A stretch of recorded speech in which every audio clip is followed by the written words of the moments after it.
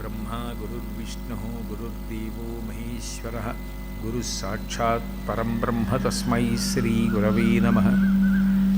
व्यासाय विष्णुरूपाय व्यासरूपाय विष्णवे नमो वै ब्रह्मनिधये वासिष्ठाय नमो नमः। कूजन्तं राम रामेति मधुरं मधुराक्षरम् आरुह्य कविताशाखां वन्दे वाल्मीकिकोकिलम्। श्रुतिस्मृतिपुराणानाम् आलयं करुणालयं नमामि भगवत्पादशङ्करं लोकशङ्करं। वागर्धाविव सम्पृक्तौ वागर्धप्रतिपत्तये जगतः पितरौ वन्दे पार्वतीपरमेश्वरौ। सूक्तिं समग्रयितुः स्वयमेव लक्ष्मीः श्रीरङ्गराजमहिषीमधुरैकटाक्षैः वैदग्ध्यवर्णगुणगुम्भनगौरवैर्यां कण्डूलकर्णकुहराः कवयोधयन्ति।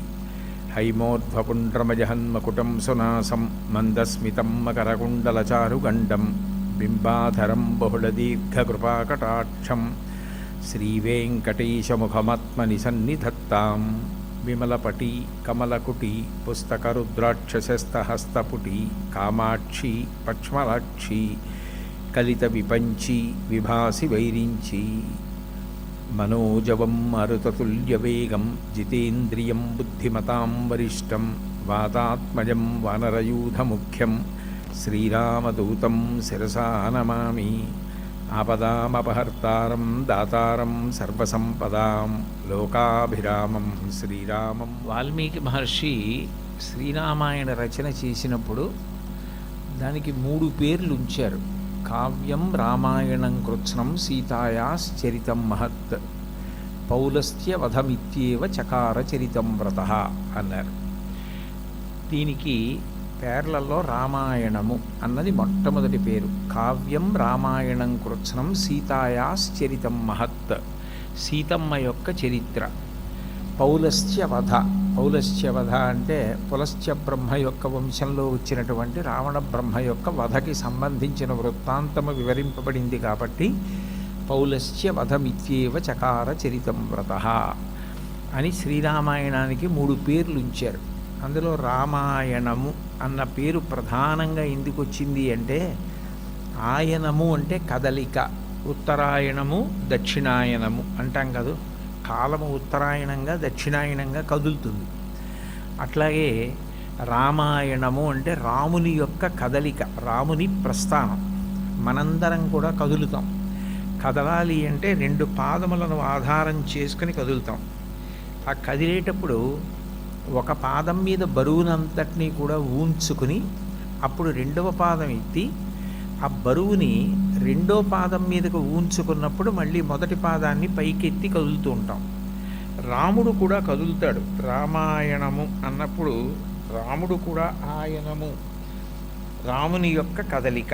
రాముని కదలికకు ఉన్నటువంటి గొప్పతనం ఏమి అంటే, రాముడు సత్యధర్మములను 2 పాదములుగా చేసుకుని కదులుతూ ఉంటాడు.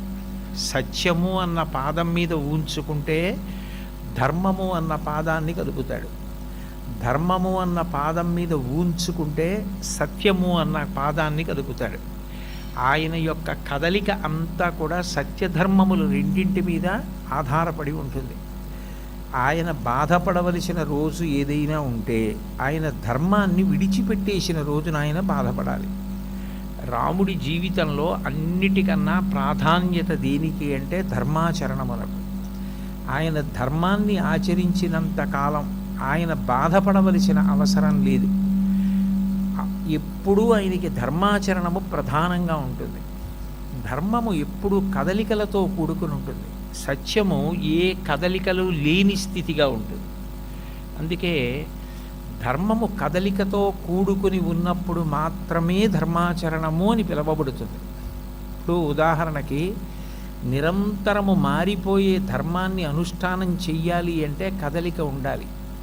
కాలంలో ప్రాతకాలమునందు భగవంతుని యొక్క ఆరాధన ధర్మము, తెల్లవారిన తర్వాత ద్రవ్య సముపార్జనము ధర్మము, చీకటి పడిపోయిన తరువాత ధార్మికమైన భోగమును అనుభవించడం ధర్మము. ధర్మం మారుతుంది. తండ్రి ముందు నించుంటే కొడుకు ధర్మం, కొడుకు ముందు నించుంటే తండ్రి ధర్మం, శిష్యుల ముందు కూర్చుంటే గురువు ధర్మం, గురువుగారి ముందు కూర్చుంటే శిష్య ధర్మం, ధర్మం నిరంతరం మారుతుంది. మారిపోయే ధర్మాన్ని అనుష్ఠించాలి అంటే కదలిక, అనుష్ఠానము, ఎప్పుడైనా అది పాటించుట అన్నప్పుడు అది కదలికలతో కూడుకుని ఉంటుంది. అటువంటి ధర్మాన్ని ఆచరించగా ఇక కదలవలసిన అవసరం లేకుండా తనలో తాను రమిస్తాడు, ఆత్మగా అనుభవాన్ని పొందుతాడు. అది సత్యము. సత్యధర్మములను రెండిటిని పాదములుగా చేసుకుని రాముడు కదులుతాడు కాబట్టి దానికి రామాయణము అని పేరు. పౌలస్త్యవధ, రావణాసురుడు ఎంత గొప్పవాడు, అంత తపశ్శక్తి సంపన్నుడు, అన్ని ఆయుధములు తెలిసినవాడు, అంత వేదం చదువుకున్నవాడు, అంత సంగీత శాస్త్రము తెలిసిన్నవాడు, అంతటి తేజోమూర్తి, అంతటి తపశ్శక్తి సంపన్నుడు వధింపబడడం అంటే అది చిన్న విషయం కాదు. ఎందుకనంటే ఒక్క రావణ హత్య యందు 3 హత్యలు ఉంటాయి అని. 1 బ్రహ్మహత్య, 2 కీర్తి హత్య, 3 ఆయనలో ఉన్నటువంటి తేజోహత్య. అంటే ఆయన అన్ని విషయములు తెలిసున్నవాడు కాబట్టి ఆయన శరీర పతనంతో అన్ని విషయాలు కూడా అదృశ్యమైపోయాయి. అన్ని విషయములు తెలుసున్నవాడు పడిపోయినప్పుడు, అన్ని విషయములు తెలుసున్నవాడు అన్నప్పుడు ఆ అన్ని విషయములు కూడా ఆయన పడిపోయినప్పుడు ఇక చెప్పేవాడు లేకుండా పోయాడు. అంత బాగా చేసేవాడు లేడిక అని 3 హత్యలు ఒక సంహారమునందు ఉన్నాయి. అంటే రావణాసురుని యొక్క గొప్పతనం చెప్పడానికి అదొక గొప్ప ఉదాహరణ. అందుకని పౌలస్త్యవధ అని పిలిచారు. సీతాయాశ్చరితం మహత్, ఇది సీతమ్మ తల్లికి సంబంధించినటువంటి చారిత్రము, ఆమె యొక్క నడవడి, ఆమె యొక్క కథ. సీతమ్మ కథ అని రామాయణాన్ని పిలవడానికి చాలా ప్రధానమైనటువంటి కారణములు అనేకం కనపడతాయి. భగవంతుడు ఎన్నో అవతారములు స్వీకరించిన అమ్మవారు ఎప్పుడూ కూడా ఆయనని అనుగమించి వస్తూ ఉంటుంది. నిజానికి అమ్మవారు అని పిలిచినప్పుడల్లా ఆమె ఎవరో కాదు, ఆయన యొక్క శక్తి స్వరూపము, ఆయన యొక్క ఎదురులేని, తిరుగులేని, ఎవ్వరూ అధిగమించలేని మాయాశక్తి ఏదుందో ఆ మాయాశక్తియే ఒక రూపాన్ని ధరిస్తే భగవంతుడి యొక్క శక్తి స్వరూపంగా కీర్తింపబడుతుంది. అందుకే సౌందర్యలహరిలో శంకరాచార్యుల వారు మహామాయా విశ్వం భ్రమయసి పరబ్రహ్మ మహిషి అంటారు. మహామాయా స్వరూపంతో ఈ లోకాలన్నింటినీ కూడా ఆమె తిప్పుతూ ఉంటుంది. అటువంటి మాయని అధిగమించడం ఎవరికీ సాధ్యం కాదు. మమ మాయా దురత్యయ అంటాడు గీతాచార్యుడు. నా మాయను అతిక్రమించడం, నా మాయని దాటడం ఎవరికీ సాధ్యం కాదు అంటాడు. అలా ఎప్పుడూ తనని అనుగమిస్తుంది కాబట్టి ఆయన ఇచ్చిన స్థానం ఏది అంటే హృదయం. ఆయనని అనుగమించింది కాబట్టి ఆయన హృదయమునందు చేరింది. అందుకే వివాహం చేసినప్పుడు నారాయణ స్వరూపంగా చూసి కాళ్ళు కడిగి ఆడపిల్లని లక్ష్మీదేవిగా భావన చేసి కన్యాదానం చేస్తారు. అంటే ఆమె నారాయణమూర్తిని ఎలా అనుగమించి హృదయమునందు స్థానం పొందిందో నువ్వు కూడా అట్లాగే నీ భర్తని అనుగమించి ఆయన యొక్క హృదయమునందు స్థానమును పొందాలి, అంత ప్రేమను పొందాలి అని చెప్పడం కోసమని నారాయణమూర్తిగా కాళ్ళు కడిగి ఆడపిల్లని లక్ష్మీ స్వరూపంగా చూసి తామర పువ్వులో లక్ష్మిని తీసుకొచ్చినట్టుగా బుట్టలో కూర్చోపెట్టి మేనమావలు తీసుకొచ్చి వేదిక మీద కూర్చోపెట్టి కన్యాదానం చేస్తారు. అంటే లక్ష్మీదేవి ఎప్పుడూ నారాయణుని విడిచిపెట్టకుండా వస్తుంది. అందుకే భాగవతంలో రుక్మిణీ కళ్యాణ ఘట్టం పూర్తి చేస్తూ పోతన గారు ఒక మాట అంటారు. అనగా ఆదిలక్ష్మి అయిన రుక్మిణితోడ క్రీడ సల్పుచున్న కృష్ణు చూచి పట్టణంబులోని ప్రజలుల్లసిల్లిరి ప్రీతిలగుచు ముక్త భీతులగుచు అని. ఆ రుక్మిణీదేవితో వివాహమైపోయినటువంటి కృష్ణ పరమాత్మ ఆ పీఠం మీద కూర్చుని ఉంటే లోకంలో ఉన్న వాళ్ళందరూ కూడా భయం నుంచి వినిర్ముక్తులై వాళ్ళందరూ కూడా ప్రశాంత స్థితిని పొందారు. అంటే అమ్మవారితో కూడుకున్న పరమాత్మ స్వరూపం అంత ఉపాసన యోగ్యంగా ఉంటుంది. దయతో కూడినవాడై ఉంటాడు. అలా దయతో కూడినవాడు కాకుండా కేవల కర్మ ఫలప్రదాతగా ఉన్నటువంటి పరమాత్మ యొక్క రూపాన్ని సహించడం, భరించడం, వహించడం చాలా కష్టం. అందుకే మీరు చూడండి, ఎప్పుడు చెప్పినా అమ్మవారితో కూడుకున్న అయ్యవారినే చెప్తారు. పార్వతీ పరమేశ్వరాభ్యాం నమః, అరుంధతీ వశిష్టాభ్యాం నమః, లక్ష్మీనారాయణాభ్యాం నమః, శిచీ పురంధరాభ్యాం నమః, అమ్మవారితో కూడుకున్నటువంటి అయ్యవారి యొక్క స్వరూపాన్ని చెప్పడం వెనక తాత్పర్యం ఏమిటంటే ఆ దయతో కూడుకున్నటువంటి అయ్యవారిని ప్రతిపాదన చేస్తారు. కాబట్టి ఆమె ఆయనను విడిచిపెట్టకుండా వస్తుంటుంది. శ్రీరమ సీతగాగ నిజసేవక బృందము వీరవైష్ణవాచార జనంబుగాగా విరజానది గౌతమిగాగ వికుంఠమున్నారయ భద్రశైల శిఖరాగ్రముగాగ వసించు చేతనోద్ధారకుడైన విష్ణుడవు దాశరథి కరుణాపయోనిధి అంటారు గోపరాజు గారు. శ్రీరమ సీతగాగ, లక్ష్మీదేవియే సీతమ్మగా కదిలి వచ్చింది. అయితే మిగిలినటువంటి అవతారాలకి రామచంద్రమూర్తి అవతారానికి ఒక ప్రధానమైనటువంటి వ్యత్యాసం కనపడుతుంది. మిగిలిన అవతారాలలో అమ్మవారు ఆయనని వదిలిపెట్టకుండా వస్తుంది. ఎంత వస్తుంది అంటే అసలు గృహస్థాశ్రమం వివాహం సంబంధం లేకుండా భార్యాభర్తలుగా లక్ష్మీనారాయణులు కనపడవలసిన అవసరం లేకుండా కేవలం బ్రహ్మచారిగా మాత్రమే ఆయన అవతార స్వీకారం చేసి వామనమూర్తిగా వచ్చినప్పటికీ అమ్మవారు మాత్రం ఆయనని విడిచిపెట్టదు. ఎందుకనంటే బలిచక్రవర్తి యొక్క పాదములు కడగడానికి ఆ వామనమూర్తి యొక్క పాదములు కడిగి 3 అడుగుల నేల దానం చేయడానికి బలిచక్రవర్తి అక్కడ బంగారు పళ్ళెం పెట్టి వామనమూర్తి పాదములు అందులో పెట్టమన్నాడు. రమ్మా మానవకోత్తమ లెమ్మా నీ వాంఛితమ్ము లేదనకిత్తున్ చెమ్మా అడుగుల ఇటురా నిమ్మా కడుగంగ వలయు నీటికి తడయన్ అన్నాడు. ఆయన పాదం పళ్ళెంలో పెట్టాడు. పెడితే బలిచక్రవర్తి కడుగుతున్నాడు. బలిదైత్యేంద్రకర కృతజల ప్రక్షాళన వ్యాప్తికిం జలజాతాక్షుడు సాచ యోగి సమన సంప్రార్థిత శ్రీదమున్ కలితానమ్ర రమాలలాట పదవీ కస్తూరికాషాదమున్ నళినామోదము రత్ననూపురము నానావేదమున్ పాదమున్ అంటారు. బలిదైత్యేంద్రకరద్వయీ కృతజల ప్రక్షాళన వ్యాప్తికిం జలజాతాక్షుడు సాచే.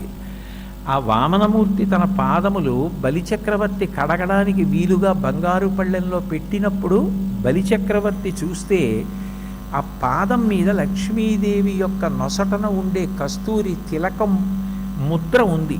అంటే ఆయన బ్రహ్మచారిగా ఉన్నప్పటికీ ఆమె ఆయనను విడిచిపెట్టదు. వామనమూర్తిగా బ్రహ్మచారిగా వచ్చి ఆయన పాదమును చాపినప్పటికీ కూడా దాని మీద లక్ష్మీదేవి నొసటన ఉండే కస్తూరి తిలకం ముద్ర కనపడింది అంటే ఆమె ఆయనను ఎప్పుడూ విడిచిపెట్టకుండా అనుగమిస్తుంది. అలా అనుగమించే లక్షణం ఉన్నది అమ్మవారు. సీతారాముల యొక్క అవతారాన్ని మీరు పరిశీలిస్తే అందులో మీకు ఒక గొప్ప విశేషం కనపడుతుంది. ఆ విశేషం ఏమిటి అంటే కేవలం ఎప్పుడూ అనుగమించి వచ్చేటటువంటి శక్తి స్వరూపిణిగా అమ్మవారు కనపడడం కాదు. రావణాసురుని యొక్క వధయందు ప్రత్యక్షంగా కనపడుతూ రాముడు ఎంత ప్రయత్నం చేసి రావణ వధ చేస్తాడో అంత ప్రయత్నాన్ని తెర వెనక కనపడకుండా సీతమ్మ కూడా చేస్తుంది. నిజానికి సీతమ్మ చేసినటువంటి ప్రయత్నం కారణంగానే రావణవధ జరిగింది అన్నది పరమ యథార్థం. అసలు సీతమ్మ లేకపోతే, సీతమ్మగా పరదేవత భూమి మీద నడిచి ఉండకపోతే, రామచంద్రమూర్తి ఇల్లాలుగా ఆవిడ ఈ భూమి మీదకొచ్చి ప్రవర్తించకపోతే కేవలము రావణ సంహారం రామచంద్రమూర్తి చేసి ఉంటాడా అన్నది పరిశీలిస్తే సీతమ్మ చేసినటువంటి త్యాగం, సీతమ్మ చేసినటువంటి ప్రయత్నం, సీతమ్మ పట్టిన ఓర్పు, సీతమ్మ పొందిన కష్టం ఎక్కువగా కనిపిస్తాయి. రాముడు పొందిన కష్టం ఎక్కువ, సీతమ్మ పొందిన కష్టం ఎక్కువ అని అడిగారు అనుకోండి. నిజానికి సీతారాములుగా వచ్చినప్పుడు సీతమ్మ అవతారంలో పొందినటువంటి కష్టమే ఎక్కువ.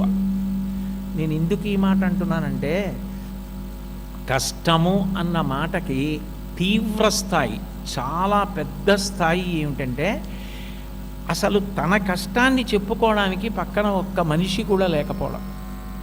ఎవరూ లేరనుకోండి తన కష్టం చెప్పుకోవడానికి, అంతకన్నా పెద్ద కష్టం ఇంకోటి ఉండదు. తన కష్టం చెప్పుకోవడానికి పక్కన ఎవరైనా ఉన్నారనుకోండి, అప్పుడు ఎంత కష్టమైనా సరే కొంత ఓదార్పు లభిస్తుంది. రాముడికి చెప్పుకోవడానికి పక్కన హనుమ ఉన్నారు, పక్కన లక్ష్మణస్వామి ఉన్నారు, సుగ్రీవుడు ఉన్నాడు, వానరులు ఉన్నారు. మరి సీతమ్మకి తన కష్టం చెప్పుకోవడానికి పక్కన ఎవరున్నారు? ఎవ్వరూ లేరు. ఎవ్వరూ లేకుండా ఒక పావు గంట కాదు, అరగంట కాదు, గంట కాదు, భర్త గారు ఎక్కడున్నారో తెలియదు, వస్తారో తెలియదు, రారో తెలియదు, కాపాడబడుతుందో తెలియదు, కాపాడబడదో తెలియదు. పోనీ ఏదో ప్రసన్నమైన వాతావరణంలో ఆమె ఉన్నదా అంటే చుట్టూ ఉన్నటువంటి రాక్షస స్త్రీల వంక కేవలం చూసినంత మాత్రం చేత భయం వేస్తుంది. లంబకర్ణ లలాటంచ లంబోదర పయోధరాం లంబోష్ఠీం లంబచుముకాం లంబాస్యాం లంబజానుకాం అని వర్ణిస్తారు మహర్షి. అంత పెద్ద కడుపుతో ఉన్న ఆవిడ ఒక ఆవిడ, అంత పెద్ద పెద్ద చెవులతో ఒక ఆవిడ, ముక్కు జారిపోయిన ఆవిడ ఒక ఆవిడ, అంత భయంకరమైనటువంటి రూపాలతో ఉన్న రాక్షస స్త్రీలందరూ కూడా సీతమ్మని పరివేష్టించి ఉన్నారు.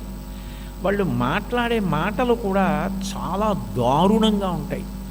అవి నిరంతరం భీతి గొలుపుతూ ఉంటాయి. ఈమె పాతివ్రత్యము చేత రావణుణ్ణి తిరస్కరిస్తోంది. ఈమె ఇట్లా తిరస్కరిస్తోంది కాబట్టి ఏదో ఒకనాడు విసుగు చెందిన రావణాసురుడు ఈమెను సంహరించమని చెప్తాడు. ఈమెను తీసుకొచ్చినప్పటి నుంచి నాకు నోరు ఊరుతోంది ఈమె శరీర భాగాన్ని తినాలని. ఈమెని చంపేయమని రావణాసురుడు చెప్పినప్పుడు ఈమె శరీర భాగాల కోసం మనం దెబ్బలాడుకోకూడదు.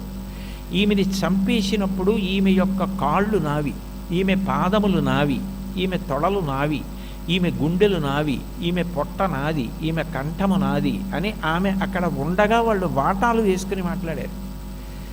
అంత భయంకరమైనటువంటి మాటలు. జారూపేణ సంస్థిత నమస్తస్యై నమస్తస్యై నమస్తస్యై నమో నమః అంటుంది దుర్గా సప్తశతి. ఎవరి యందు ఏ విభూతి, ఏ గుణం ఉన్నప్పటికీ అది అమ్మవారి యొక్క విభూతి. అటువంటి జగజ్జల్ని, అటువంటి ఆదిశక్తి ఏడవడం అన్న మాట ఎక్కడా కనపడదు. కానీ ఆదిశక్తి స్వరూపిణిగా వచ్చినటువంటి సీతమ్మ ఒక రోజు కాదు, ఒక గంట కాదు, రావణాసురుని చేత బంధీకృతురాలుగా ఆమె ఉన్నంతకాలము కూడా ఆమె ఏడుస్తూనే కనపడింది. ఆమె ఏడుస్తూనే ఉంది. అలా ఎక్కడా లేదు, ఏ అవతారంలోనూ లేదు. ఇది రామాయణంలో అట్లా జరగడానికి కారణం ఏమిటి? అసలు అట్లా అమ్మవారు ఎందుకు ఉండాలి? మిగిలిన అవతారాల్లో ఉన్నట్టుగా ఆవిడ ఎందుకు లేదు రామాయణంలో? ఎందుకు వాల్మీకి మహర్షి దాన్ని సీతాయాస్ చరితం మహత్ అని ఆ కోణంలో పరిశీలించమని చెప్పారు అని ఆలోచన చేస్తే అందులో కొన్ని అద్భుతమైన విశేషాలు కనపడతాయి.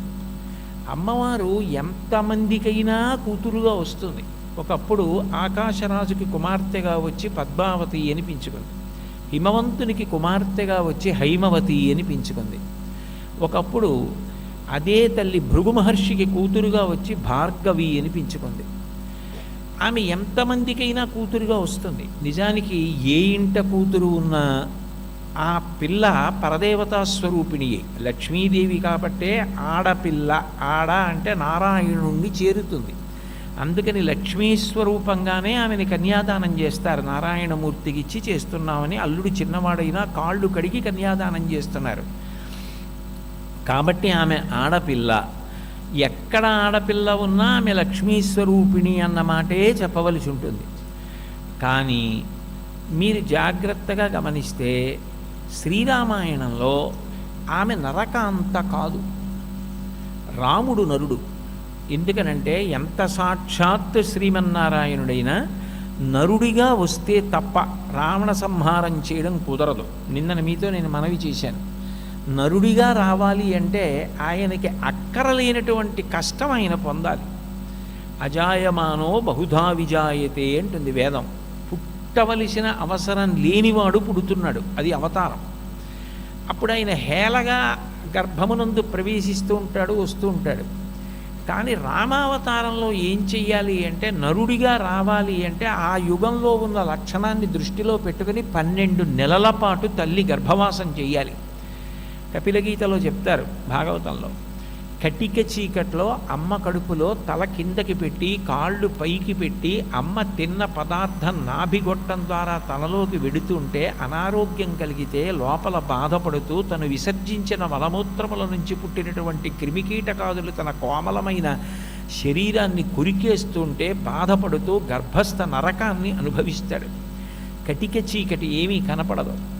అసలు అజ్ఞానము చీకటి అన్న మాటలు భగవంతుడికి అన్వయం కావు. అందుకే ఆయన ఎక్కడ ఉంటాడో అదే వెలుతురు.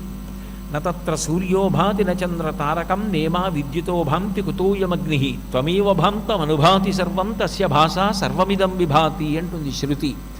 సూర్యచంద్రుల యొక్క నక్షత్రముల యొక్క కాంతి అవసరం లేకుండా తనంత తాను స్వయం ప్రకాశమానంగా ఎవరు వెలిగిపోతూ ఉంటాడో, ఎవడు పరంజ్యోతి స్వరూపుడై వెలుగుతూ ఉంటాడో ఆయనయే సాక్షాత్తుగా భగవానుడు అని కీర్తింపబడతాడు.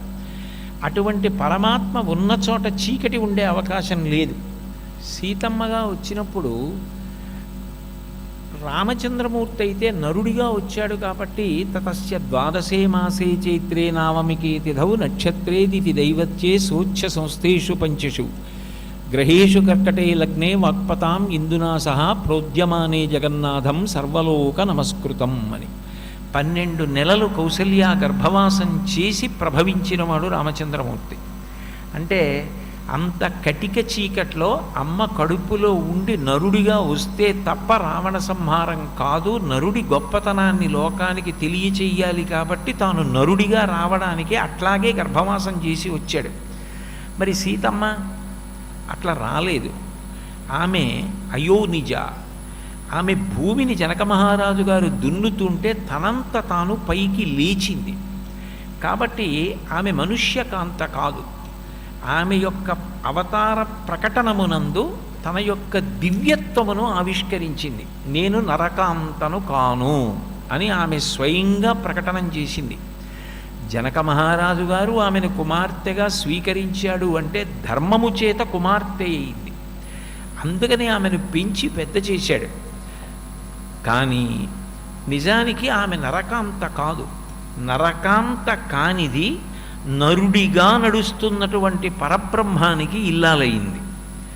ఇప్పుడు ఆమె ఈ అవతారంలో రామచంద్రమూర్తికి మహోపకారం ఒకటి చెయ్యాలి. ఆ మహోపకారం ఏమిటి అంటే రావణాసుర సంహారమునకు ఆమె రామునకు తోడ్పాటు కావాలి. ఈ ఒక్క అవతారంలోనే సీతమ్మ యొక్క తోడ్పాటు అంత అవసరమైంది భగవంతుడికి. పురుషస్వరూపంగా ఆయన ఉంటే స్త్రీ స్వరూపంగా మాయాశక్తి స్వరూపిణి అయి ఆమె రావణ సంహారంలో రామచంద్రమూర్తికి అంత గొప్పగా పక్కన కలిసి నడవవలసిన అవసరం వచ్చింది. అందుకే ఆమె రామాయణంలో కొన్ని చోట్ల మాట్లాడిన మాటలు నేను నరకాంతను కాను అన్న విషయం స్పష్టంగా ఆమె అర్థమయ్యేటట్లు చెప్తోంది అని తెలుస్తుంది. ఆమె హనుమతో మాట్లాడుతూ సుందరకాండలో ఒక మాట అంటుంది, సమా ద్వాదశతత్రాహం రాఘవస్య నివేశని భుంచ్వాణ మానుషాన్ భోగాన్ సర్వకామ సమృద్ధిని అంది. నేను పెళ్ళైన తర్వాత అయోధ్యానగరంలో దశరథ మహారాజు గారి యొక్క అంతఃపురంలో రామచంద్రమూర్తి ఇల్లాలిని కనుక 12 సంవత్సరములు ఉన్నాను. ఆ 12 సంవత్సరాల్లో మనుష్యులు ఏ భోగాలు అనుభవిస్తారో ఆ భోగాలన్నీ అనుభవించాను అంది. అదేమిటి మనుష్యులు అనుభవించే భోగాలు అనుభవించాను అన్నమాట ఏమిటి? ఇప్పుడు నేను మాట్లాడుతూ దేవతలు అనుభవించవలసిన భోగాలు అనుభవించానండి అన్నాను అనుకోండి. నేను దేవతను కాను కాబట్టి నాకు దేవతలు అనుభవించే భోగాలు అనుభవించే అవకాశం ఉండదు కాబట్టి నేను దేవతల యొక్క భోగాన్ని అనుభవిస్తే అది నాకు చాలా విశేషమైనటువంటి స్థితి. సీతమ్మ మనుష్యులు అనుభవించే భోగాలు నేను 12 ఏళ్ళు అనుభవించాను అక్కడ అంది. అంటే నేను మనుష్యకాంతను కాను, కానీ మనుష్యులు ఎలా ఉంటారో నేను అట్లా ఉంటాను అని చెప్పింది. మీరు అందుకే రామాయణంలో ఒక విషయాన్ని గమనిస్తే ఆమె ఒక్కొక్కసారి మాయామానుష స్థితిలో సాక్షాత్ పరదేవతగా ప్రవర్తించి కనపడుతుంది. ఆమె ఒక్కొక్కసారి రావణ సంహారము కొరకు ఎటువంటి నేపథ్యాన్ని సృష్టించాలో ఆ నేపథ్యాన్ని సృష్టించడానికి కావలసిన స్థితిని పొందుతుంది. మనకి భారతదేశంలో చాలా గొప్ప ధర్మాలలో ఒకటి ఏది అంటే పతివ్రతా ధర్మం. పతివ్రతా ధర్మంలో ఆమె నిరంతరము రామచంద్రమూర్తి యొక్క ఉపాసన. అంటే ఆమెకు కావలసినది ఏది అంటే ఏది చేసినా రాముని యొక్క కీర్తి నిలబడుతుందా అంతే ఆమెకు కావలసింది. ఆమెకు కష్టమా సుఖమా అన్న మాటలు 2 అన్వయం కావు. చూడండి, భక్తుడికి భగవంతుడికి ఎట్లా ఉంటుందో పతివ్రతా ధర్మంలో భర్తకి భార్యకి అనుబంధం అట్లాగే ఉంటుంది. భక్తుడికి చూడండి, పతివ్రతా ధర్మమే. సరస్వతీదేవిగా వచ్చిన చతుర్ముఖ బ్రహ్మగారి యందు ఆమెది పతివ్రతా ధర్మమే. ఈ పతివ్రతా ధర్మాన్ని ఆమె ఎప్పుడూ పరదేవతగా కూడా విడిచిపెట్టదు, దాన్ని పాటిస్తూ ఉంటుంది. అందుకే శివే శృంగారార్ధ్ర తదితర జనే కుత్సనపరా అంటారు శంకర్లు. శివుడి పేరెత్తితే ఆమె కళ్ళు శృంగారరసాన్ని వర్షిస్తాయి. నేను మగవాణ్ణి అన్న ధోరణితో ఎవరైనా వచ్చి నిలబడితే ఆమె కళ్ళల్లో రౌద్రరసం కనబడుతుంది. ఎందుకంటే ఆమె ముందు కొడుకుగా నిలబడాలి మిగిలిన వాళ్ళు తప్ప, నేను పురుషుణ్ణి అన్న భావనతో పెడితే ఆమె అంగీకరించదు. ఆమెకి భర్త యందు నిరతిశయ ప్రీతి, భర్తకి వ్యతిరేకమైన మాట కూడా ఆమె ఒప్పదు. అటువంటి పతివ్రతా ధర్మం ఆమెకి సహజమైన స్థితి. అదే ఆమె నరకాంతగా కూడా పాటించింది. అందుకే అరణ్యవాసానికి వెడుతున్నప్పుడు కౌసల్య దగ్గరికి పిలిచి, అమ్మ నా కొడుకు అరణ్యవాసానికి వెడుతున్నాడు, అరణ్యవాసం అంటేనే కష్టాలని కదా, కానీ నువ్వు కోరి కోరి వెడుతున్నావు కదమ్మా మా వాడితోటి, మరి వెడుతున్నప్పుడు అక్కడికి వెళ్ళిన తర్వాత ఈ పరిస్థితులు ఇలా ఉన్నాయి, ఇంత కష్టపడిపోతున్నావు, మీ నాన్నగారు అలా 2 వరాలు కైకమ్మ అడిగిందని ఇవ్వడం ఏమిటి అని ఏదైనా అంటే నా కొడుకు సంతోషాన్ని పొందలేడు. భార్య శాంతి స్థానం, ఆయన ధర్మాచరణమునందు నువ్వు బాసట కావాలి, నువ్వు అట్లా ఉంచుకుని నిలబడాలి సుమా అని చెప్తే సీతమ్మ ఒక జవాబు చెప్తుంది. అంటే పతివ్రతా ధర్మము ఆమెకు ఎంత అలవోకయైన విషయమో తెలుస్తుంది. నా తంత్రీ వాజ్యతే వీణ, నా చక్రో వర్తతే రథః, నాపతి సుఖమేదేత యస్యాదపి శతాత్మజా అంటుంది. అమ్మ లోకంలో వీణ తీగ గోటి చేత పెనగబడి మ్రోగుతుంది. నిజానికి దెబ్బలు తినేది వీణ తీగ, దెబ్బలు తిని మోగుతూ ఉంటుంది. వీణ తీగలు పెనగబడి గోటి దెబ్బలు తిని మోగుతున్నాయనరు, వీణ మోగుతోందంటారు. రథచక్రములు రహదారి మీద వెడుతున్నప్పుడు అక్కడ ఉన్న ముళ్ళు, గాజు పింకులు, ఎత్తు పల్లాలు, రాళ్ళు అన్నిటి మీద చక్రములు వెడతాయి.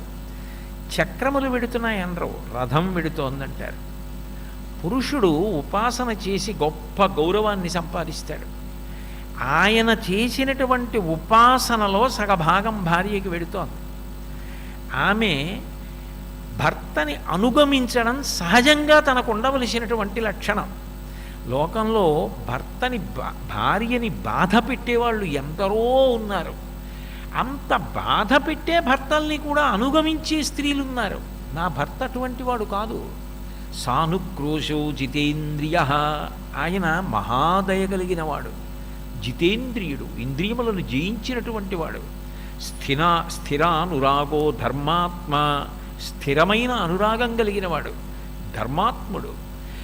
మాతృవత్ పితృవత్ ప్రియ అంది. నాకు తల్లి మీద ప్రేమ ఎంత సహజంగా ఏర్పడిందో, తండ్రి మీద ప్రేమ ఎవరూ చెప్పకుండా సహజంగా ఏర్పడిందో, నా భర్త మీద ప్రీతి నాకు అంత సహజంగా ఏర్పడింది. నాకు ఎవరో చెప్తే వచ్చింది కాదు ఆ ప్రేమ. కాబట్టి అంత కష్టపడి ధర్మాచరణం ఆయన చేస్తున్నాడు. ఆయనకి శాంతినిచ్చి నేను వెడుతున్నాను. ఆయన వీణ తీగ, నేను వీణ. ఆయన రథచక్రం, నేను రథం. ఒక్క మాట చెప్పనా అమ్మా, నాపతి సుఖమేదేత యస్యాదపి శతాత్మజా అంది. ఒక తల్లికి 9 కుమారులు ఉండి ఆ 9 కుమారులు తల్లి యందు విశేషమైన ప్రేమ కలవారై తల్లి నిద్ర లేచి తల్పం మించి పాదములు కింద పెడుతున్నప్పుడు అమ్మ పాదములు సొక్కిపోతాయేమోనని చేతులు వేసి అరిచేతులలో పాదములు వేయించి నడిపించగలిగిన ప్రేమ కలిగిన వారైనప్పటికీ అటువంటి 9 కొడుకుల వలన తల్లి పొందే సుఖం కన్నా భర్తకి భార్యగా పొందే ధైర్యం, సంతోషం, సుఖం వేరమ్మా. నాకు రాముడు లేనిది ఏదీ సుఖం కాదు, రాముడి పక్కనున్నప్పుడు ఏదీ కష్టం కాదు. అయితే మాట చెప్పడం వేరు.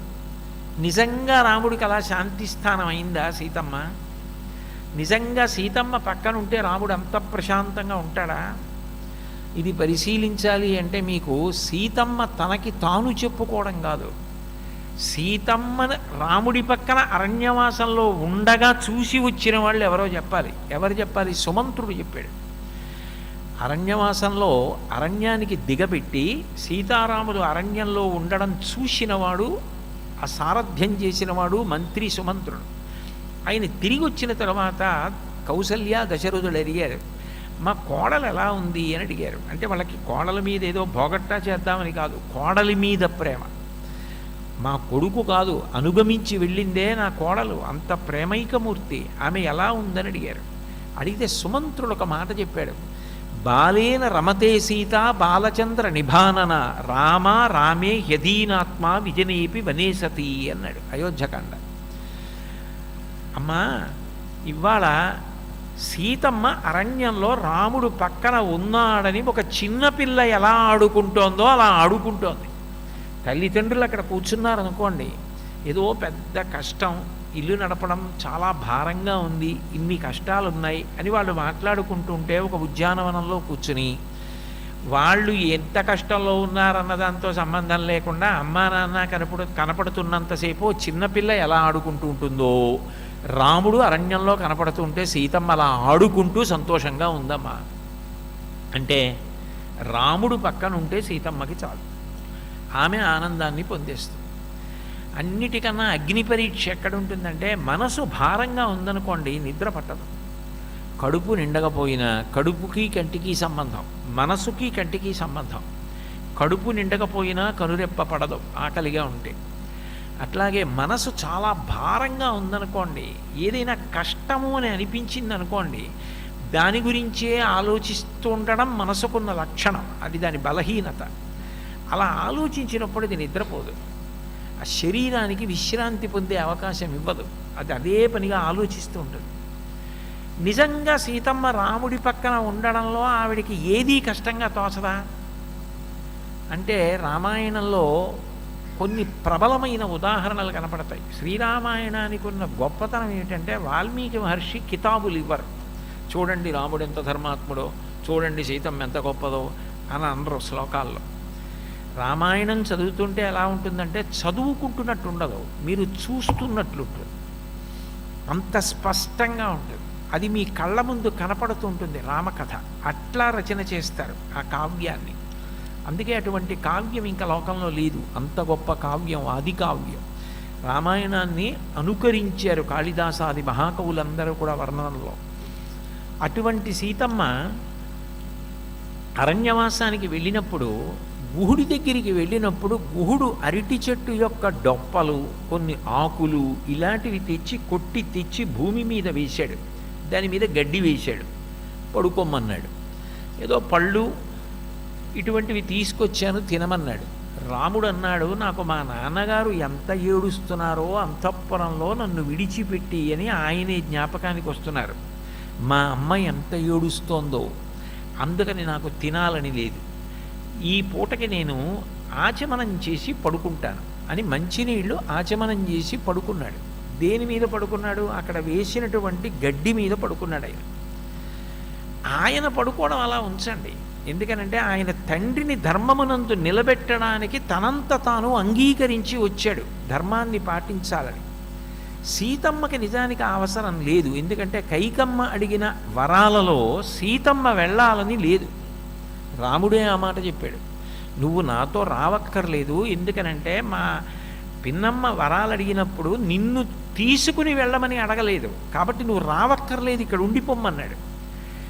ఆవిడంది, మీరెందుకు ఎడుతున్నారు అంటే, పితృవాక్య పరిపాలనం, తండ్రి ధర్మమునందు నిలబడ్డం నా చేతిలో ఉంది.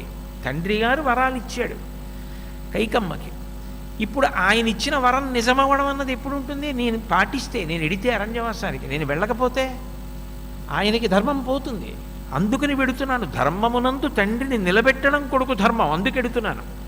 ఆవిడంది, నాకు ధర్మం ఉంది, అది నేను పాటించాలి. ఏమిటి ధర్మం అంటే, జనక మహారాజు గారు కన్యాదానం చేసేటప్పుడు ఛాయేవానుగతా సదా అన్నాడు బాలకాండలో. నీ వెంట నీడ వచ్చినట్టు ఈమె వస్తుంది అన్నాడు. నేను కష్టంలో ఉన్నానని నా నీడ నా వెంట రాకుండా మానేస్తుందా? నేను ఏదో సుఖంలో ఉన్నానని మాత్రమే నా నీడ నన్ను వెంబడిస్తుందా? కష్టంలో ఉన్నా సుఖంలో ఉన్నా నా నీడ నా వెంట వచ్చినట్టే నీ వెంట సీతమ్మ వస్తుందని మా నాన్నగారు కన్యాదానం చేసినప్పుడు నేను కూడా రావాలి కదా, నాకు పితృవాక్య పరిపాలన లేదా, నేను చెయ్యాలి కదా, వస్తానంది. అపో ఇద్దరి మధ్య చాలా సంవాదం జరిగింది. ఇప్పుడు అదంతా చెప్పాలంటే అదే 3 నెలలు పడుతుంది. అందుకని ఇద్దరి మధ్య సంవాదం నడిచింది. చివరికి రామచంద్రమూర్తి అన్నాడు, ససేమిరా తీసుకెళ్ళాలి అన్నాడు. అక్కడ క్రూర మృగాలు ఉంటాయి, సర్పాలు ఉంటాయి, భయంకరమైనటువంటి ప్రాణులు ఉంటాయి. ఇవన్నీ అక్కడ ఉండేటప్పుడు అక్కడికి నువ్వెందుకు రావడం, ఎందుకు అక్కర్లేని కష్టం కొని తెచ్చుకుంటావు? నీకు సెల్ ఫోన్ మాట్లాడుకోవాలి అని అనుకున్నప్పుడు, నీకు చాలా అవసరాలు ఉన్నప్పుడు నువ్వు ఎక్కడో వెనకాల కూర్చుంటే గొడవ వదిలిపోతుంది. నువ్వు ముందు కూర్చోవడం ఎందుకు, కూర్చొని చాలా కష్టపడిపోయి సెల్ ఫోన్ మాట్లాడుకోవడం ఎందుకు? అక్కర్లేని కష్టం ముందు కూర్చుని కొని తెచ్చుకున్నట్టు నిన్ను వెళ్ళమని మా నాన్నగారు చెప్పకపోయినా నువ్వు అరణ్యవాసానికి వెళ్ళడం ఎందుకు తెచ్చుకుంటావు ఈ కష్టం? అందుకని వద్దు, హాయిగా నువ్వు అంతఃపురంలో ఉండి సంతోషంగా ఇక్కడ జీవనం చెయ్యి అన్నాడు. భర్త దగ్గర కాకపోతే ఎవరి దగ్గర ఉంటుంది? భార్యకి ఆ చనువు. అందుకని ఆమె చాలా పరుషంగా మాట్లాడినట్లు మనకు అనిపిస్తుంది. ఆవిడ ఒక మాట అంది, రామ అక్కడ ఏవో క్రూర మృగాలు ఉన్నాయంటున్నారు, అక్కడ సర్పాలు ఉన్నాయంటున్నారు, అక్కడ ఏదో రాక్షసులు తిరుగుతారంటున్నారు, అందుకని నేను మీ వెంట రాకూడదని మీరు అంటున్నారు. కానీ నేను కూడా ఒక మాట చెప్తాను, మీరు పురుషుడు, మీరు క్షాత్ర విద్య తెలిసిన్నవారు, ధనుర్బాణములు పట్టుకుని ఉన్నవారు. అటువంటి మిమ్ముకు నేను అనుగమించి వస్తుండగా, నేను మీకు ధర్మపత్నినై ఉండగా మీ చేత నేను రక్షింపబడుతూ ఉంటాను. మీ చేత నేను రక్షింపబడుతుండగా నన్ను చెనకడం ఎవరికి సాధ్యం? ఎవ్వరికీ సాధ్యం కాదు. కానీ మీరేమంటున్నారు? అక్కడ అవి ఉంటాయి ఉంటాయి నువ్వు రాకంటున్నారు. అవి ఉంటాయి నువ్వు రాకని ఎప్పుడు అనాలి? రక్షించడం మీకు చేత కాకపోతే అనాలి.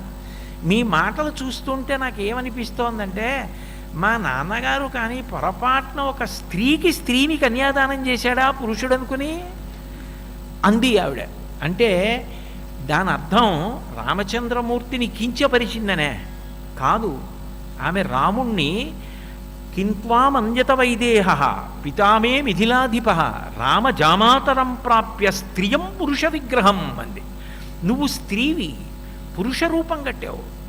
వేషం కడితే మా నాన్నగారు అనుకున్నాడు పురుషుడు అనుకుని స్త్రీకి కన్యాదానం చేశాడా అంది.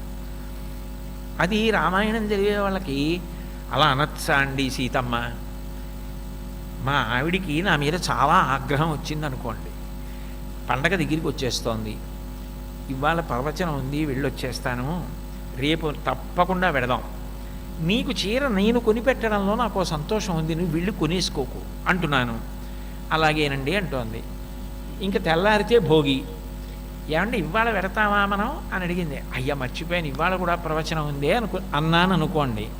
అవును లోకోద్ధారక అందనుకోండి. అంటే దాని అర్థం ఏమిటి? మీ ఆవిడ మీకు అక్కర్లేదు కానీ లోకోద్ధరణ మాత్రం ప్రవచనాలు చేస్తుంటారా అని ఎత్తి పొడిపేగా. అది నేను ఎత్తి పొడుపుగా తీసుకుంటే ఎత్తి పొడుపు.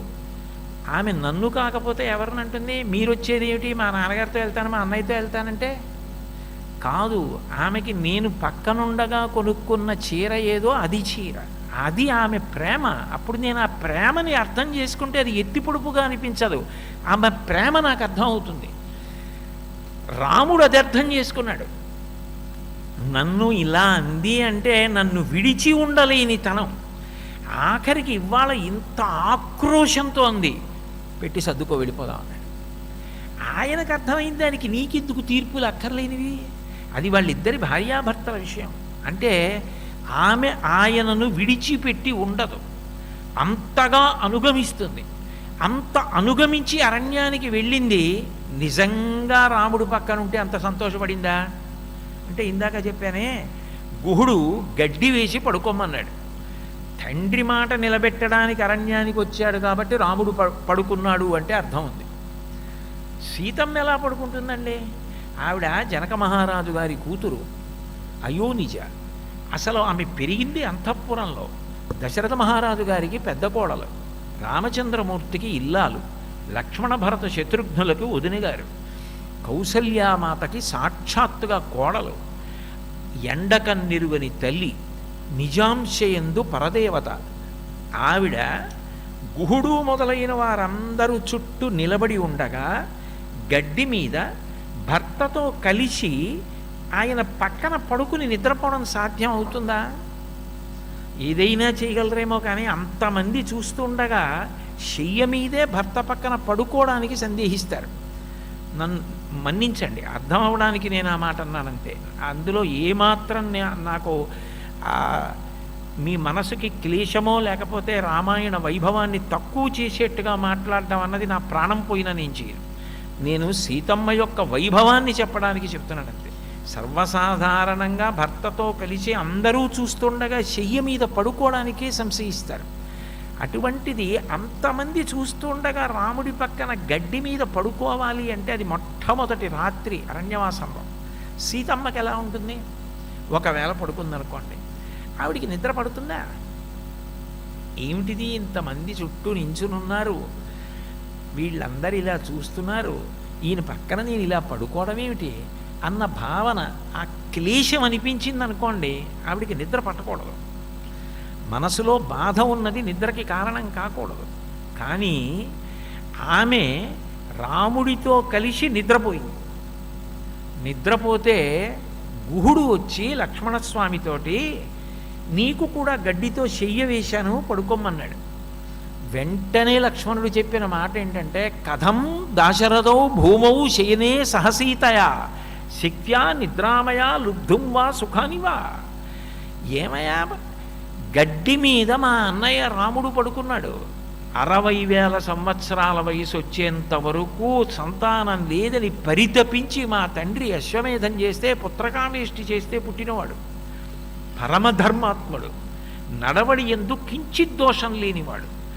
ఆయన పడుకున్నాడు గడ్డి మీద, ఇంతమంది చూస్తుండగా. హంసతూలికా తల్పం మీద వీణ వాయిస్తుంటే పడుకోవలసిన వాడు పడుకున్నాడు. అది వదిలిపెట్టు, మా వదినమ్మ సీతమ్మ ఆయనతో కలిసి గడ్డి మీద పడుకుందయా అందరూ చూస్తుండగా.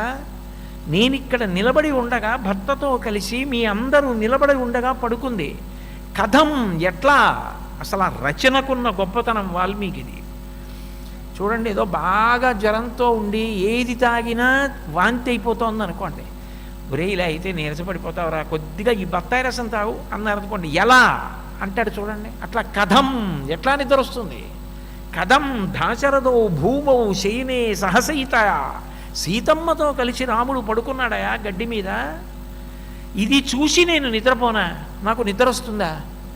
సీతమ్మ గాఢ నిద్రపోతే ఆమె పట్టు చీరకి ఉన్న దారాలు గడ్డి పరకల కంటుకుంటే తర్వాత చూసిన భరతుడు ఏడిచాడు.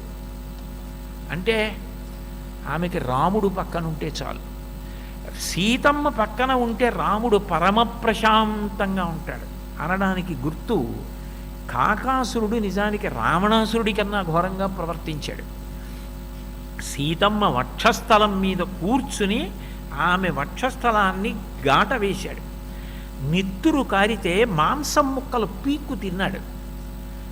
రాముడు నిద్రలేచి ఒక్కసారి చూసి, ఎవరు కక్రీడతి సరోషేణ పంచవక్రేణ భోగిన అన్నాడు. నిద్రలో లేచి రాముడు బయటపడ్డాడు. ఎవరు 5 తలల పాముతో చెలగాటమాడినవాడు అన్నాడు. సీతమ్మ గుడ్డెల మీద నిత్తురు చూసి, ఎవరు 5 తలల పాము? ఎవరైనా భార్యని 5 తలల పాముతో చెలగాటమాడినవాడు ఎవరని అంటాడా? పంచముఖ గాయత్రి, ఆమె గాయత్రీ స్వరూపిణి, ఎవడురా చెలగాటమాడినవాడు అన్నాడు. అంటే రాముడు పక్కన ఉండగా, రాముడు ఒళ్ళో ఉండగా ఆమెకు అంత క్లేశం కలిగినా ఆమె ఓర్చింది, రాముడి నిద్రకి భంగం కలుగుతుందని. సీతమ్మ పక్కన ఉండగా అంత అపచారం చేసిన ఆ కాకాసురుణ్ణి కూడా మన్నించాడు రాముడు. అదే సీతమ్మ పక్కన లేకపోతే రావణుడు నిహతుడైపోయాడు. సీతమ్మ పక్కన ఉన్న రాముడు అంత ప్రశాంతమూర్తి. అంటే ఆయన మనసుని అంత ప్రశాంతముగా ఆమె నరకాంతగా అనుగమించి నరుడిగా ఉన్న రాముణ్ణి శాంతస్థితిలో ఉంచి ధర్మానుష్ఠానం చేయించింది. అందుకే ఆమె భర్త గురించి అడిగితే ఏమడుగుతుందంటే, కష్టం వచ్చిందని ధర్మం వదిలాడా అని అడుగుతుంది. హనుమ వచ్చి రాముడి గురించి చెప్తే ఆవిడ అడిగిన ప్రశ్న ఏమిటంటే, ఇవాళ నిజమే చాలా పెద్ద కష్టం వచ్చింది, భార్యని రావణాసురుడు ఎత్తుకుపోయాడు, తండ్రి గారు మరణించారు, రాజ్యం పోయింది, రాజ్యాభ్రంశ, వనే వాస, ఇన్ని కష్టాలు వచ్చాయి. కానీ ఇన్ని వచ్చినా రాముడు మాత్రం కచ్చిత్ పురుషకారంచ దైవంచ ప్రతిపద్యతే. తన ప్రయత్నం మానేశాడా? తన ప్రయత్నం చేసినా ఏది కలిసి వచ్చింది కనుక అని ప్రయత్నం మానేసి కూర్చున్నాడా? ప్రయత్నం ఒక్కటి చేస్తూ దైవం అనుకూలించవలసిన అవసరం ఏమిటి? నా ప్రయత్నంతో సాధిస్తాను ఈసారి. ఇంతకుముందు యవరాజ్య పట్టాభిషేకం భంగం అయిపోయింది దైవానుగ్రహం లేక. ఈసారి దైవంతో పని లేదు, నా పౌరుషంతో సాధిస్తానంటున్నాడా? తన పౌరుషాన్ని దైవాన్ని రెండిటినీ నమ్మే ఉన్నాడా? ఆ రెండు నమ్మి ఉన్నంత కాలమే ధర్మం నిలబడుతుంది. కష్టం వచ్చినప్పుడు కష్టం భగవంతుడు ఇచ్చాడు కాబట్టి ఇక నేను భగవంతుడిని ద్వేషిస్తానంటే ధర్మం ఎలా నడుస్తుంది? భగవంతుడి యొక్క అనుగ్రహంతో నడిస్తే నడుస్తుంది తప్ప నా ప్రయత్నం చెయ్యనంటే ధర్మం ఎలా నడుస్తుంది? నడవదు. తన కర్మ తాను చేయవలసిందే. నియతంకురు కర్మత్వం కర్మజ్యాయో సకర్మణ శరీరయాత్రాపిచతేన ప్రసిద్ధేద కర్మణ అంటాడు గీతాచార్యుడు. అసలు నువ్వు ప్రయత్నం చేయకపోతే, కర్మ చేయకపోతే జీవితం ఎలా నడుస్తుంది? చెయ్యాలి కర్మ, కానీ చేసే కర్మ నియతంకురు కర్మత్వం. శాస్త్రం ఎట్లా చెప్పిందో అట్లా చెయ్యాలి. తస్మాత్ శాస్త్రం ప్రమాణంతే కార్యాకార్య వ్యవస్థితౌ.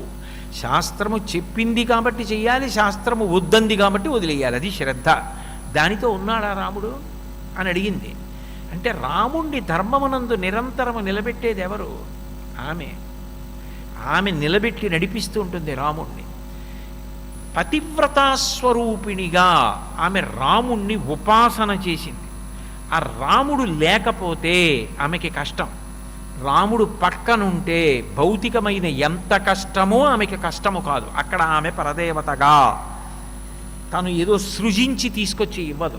ఎందుకంటే తాను నరుడిగా రాముడు ఉన్నాడు కాబట్టి అటువంటి పని సీతమ్మ చేస్తే రాముడు ఒప్పుకోడు. అందుకని సీతమ్మ ఎక్కడా కూడా కొత్తగా ఏవీ తెచ్చి ఇవ్వడానికి ఉండదు. నరుడిగా రాముడు ఏ కష్టాలు పడుతున్నాడో ఆ కష్టాలు ఆయనతో కలిసి పంచుకుని కష్టం కాదని శాంతి పొందేటట్టుగా చేస్తూ ఉంటుంది. అంటే సమాజానికి అంతటికీ కూడా దాంపత్య జీవితంలో ఒక గొప్ప ఉదాహరణగా నిలబడింది సీతమ్మ. అందుకే రామాయణంలో మీకు ఆ మనసులోనే సీతమ్మ ఉంది, సీతమ్మ మనసులోనే రాముడు ఉన్నాడు. నిజంగా వీళ్ళిద్దరూ విడివిడిగా ఉండుంటే వీళ్ళు ఒక్క క్షణం బ్రతకరు. అంత అన్యోన్య దాంపత్యం ఇది అన్నాడు. అందుకే ఇప్పటికీ వివాహం చేస్తే సీతారాములలా దంపతులు బ్రతకాలని శుభలేఖ మీద వాళ్ళ యొక్క చిత్రపటమే వెయ్యమని చెప్తారు. జానక్యాహ కమలామలాంజలిపుటేయాహ పద్మరాగాయితాహ న్యస్తారాఘవమస్తకీచ విలసత్కుంద ప్రసూనాయితాహ స్రస్తా శ్యామలకాయకాంతికలితా యాయింద్ర నీలాయితాహ ముక్తాస్తా శుభదా భవంతు భవతాం శ్రీరామ వైవాహికాహ అని. అంత గొప్ప దాంపత్యం, అంత గొప్ప శాంతి స్థానం, అంతగా రాముణ్ణి అనుగమించినటువంటి పతివ్రత. అదే సమయంలో ఆమె పైకి చాలా భయవిహ్వలైనట్లుగా కనపడుతుంటుంది. రామాయణ కథలో మీరు మామూలుగా రామాయణం చదువుకుంటూ వెళ్ళిపోతున్నారనుకోండి, సీతమ్మ ఎంత కష్టపడుతోందో, సీతమ్మ ఎంత బాధపడుతోందో, సీతమ్మ ఎంత ఏడుస్తోందో అని అనిపిస్తుంది. కానీ ఆమె పతివ్రతగా పరదేవతగా మాయామానుషస్వరూపిణి రావణుని యందు, మాయామానుషస్వరూపిణి హనుమయ్యందు. ఆ తత్వాన్ని అక్కడ చూపిస్తుంటుంది. పాతివ్రత్యం అంతే, అలాగే ఉంటుంది ఇప్పుడు. కానీ ఈ మాయామానుష స్వరూపం ఉంటుందే, ఈ మాయాస్వరూపంగా ప్రవర్తించడం మీకు రామాయణంలో హనుమయందు మళ్ళీ రావణుని యందు ప్రస్ఫుటంగా తెలిసిపోతుంటాయి. ఎందుకు తెలుస్తాయి అని మీరు అన్నారనుకోండి. హనుమ సుందరకాండలో సీతమ్మని అన్వేషించడానికి లంకాపట్టణం అంతా వెతికేశారు.